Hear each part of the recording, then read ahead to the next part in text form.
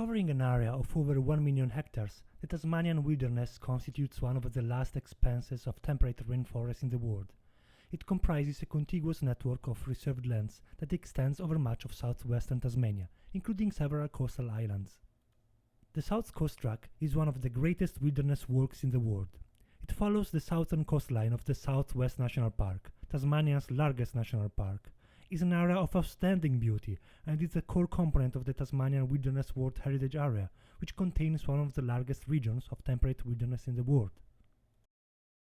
The track takes around 1 week to walk and cannot be shortened. It begins at a lonely airstrip in Melaleuca, deep in the wilderness, which you can reach walking 5 days from the closest road or by a couple of local air companies. Then it goes east, around 80 kilometers of lone trek until it reaches Coker Creek. The track is generally not signposted, but it's fairly easy to follow.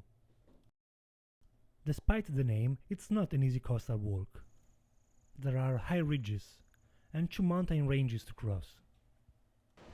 There are long walks on sand beaches and dunes, which is quite demanding if you carry a 30 kilograms backpack on your back. There are few rivers to cross, and there are a couple of rivers' mouths to wade without the help of any rope.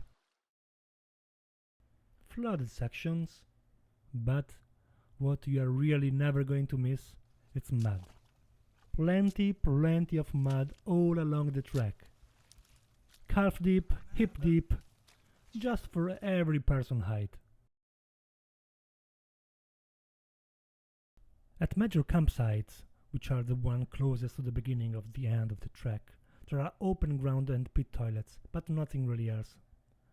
Water is present in plenty, and it's quite pure, but it's a good rule of thumb to use filters or silver-activated carbon peels to purify the water prior drinking.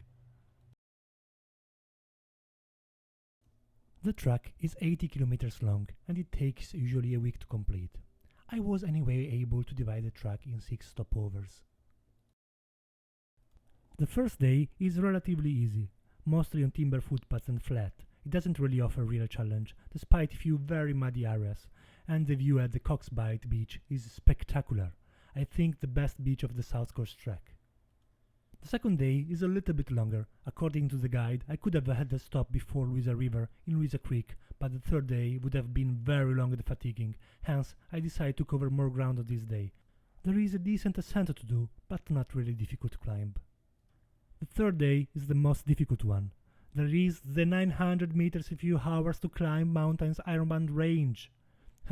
It's a very tough, and also going down on the east side is not easy at all, since, differently than the west side, it's wet, muddy descent. After good rest, the fourth day is not easy too. The 4 kilometers walking on the sand on which I bury my feet at each step is not easy, with an almost 30 kilograms backpack. The boat crossing is a welcome piece of news, but dragging, pushing the boats on and from the shore, it's demanding, and I end up totally buggered.